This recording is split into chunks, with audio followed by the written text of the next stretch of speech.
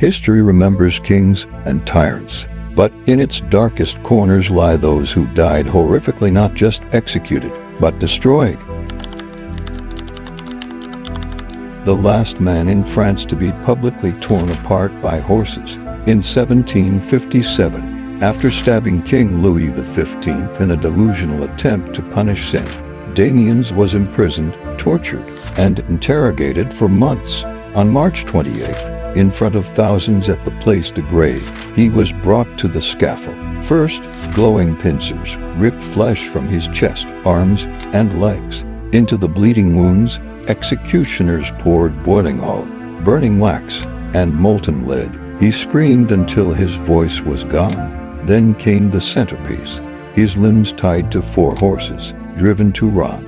But his body held together, so executioners hacked at his joints with cleavers until tendons snapped and his limbs tore free. Still alive, his torso was burned and his ashes scattered, his name condemned and erased. This spectacle of agony was so grotesque it shocked the conscience of Europe. His death, more torture than execution, marked the end of medieval justice in France.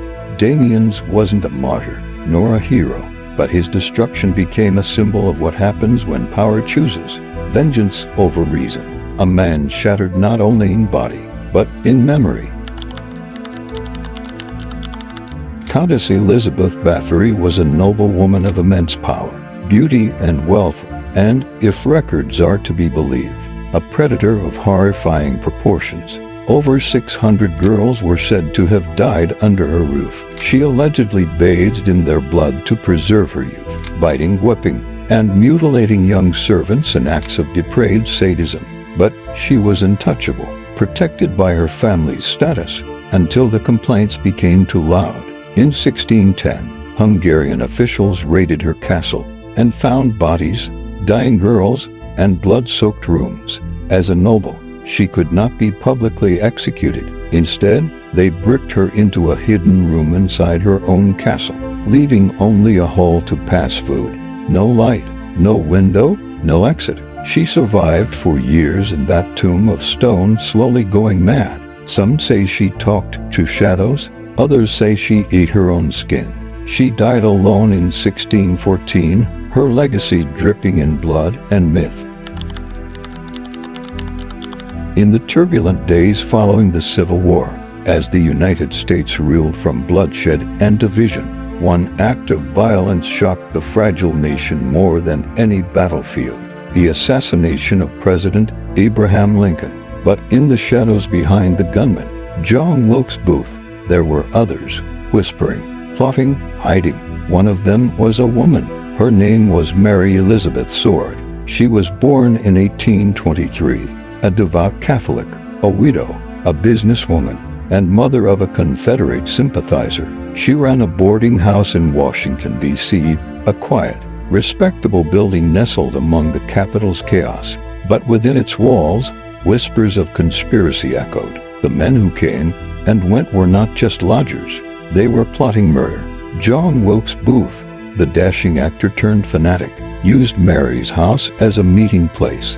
Her son, John Jr., was among the core conspirators. On the night of April 14, 1865, Lincoln was shot in Ford's Theater, and the manhunt began. Booth fled, the net tightened, and Mary Surratt was dragged into history. She was arrested just days later. Her crime: allegedly delivering messages, hiding weapons, and providing safe haven to Booth and his men. Whether she knew of the exact plan is still debated. But in a war-torn nation thirsting for justice, doubt was no protection. She was tried by a military tribunal, not a civilian court. A sign the government wanted speed, not subtlety. The rules were stacked against her. Evidence was circumstantial, witnesses unreliable. Her lawyer begged for mercy, arguing her age, her sex, her frailty. But the tribunal was not swayed. She was found guilty of conspiracy and sentenced to die. On the morning of July 7, 1865, Mary Surratt, aged 42, was led from her cell at the old Arsenal Penitentiary. The prison yard had been turned into an execution ground. 3 wooden coffins lay waiting, A fresh gallows stood tall against the rising sun. She wore a long black dress. A black veil covered her face. Her arms were bound, her steps slow. She clutched a small crucifix. "Please don't let me fall," she whispered to the guard as she ascended the scaffold. He steadied her. Alongside her stood Louis Powell, David Harrow, and George Surratt, three of her co-conspirators. All would hang together. As the nooses were fixed, a priest offered her final rites. She wept silently behind the veil. At precisely 1:26 p.m., the trapdoor opened. The bodies dropped. The fall didn't break her neck. Her body convulsed, legs kicking in the air. It took more than 5 minutes for her to die, silent, hooded, forgotten by mercy. She became the first woman ever executed by the United States government. After death, her story faded into controversy. Some called her a martyr, others a traitor. Her son escaped justice, fleeing the country. Her boarding house still stands, a museum now haunted by history. Mary Surratt never screamed. She never confessed, and to this day no one truly knows how deep her guilt ran.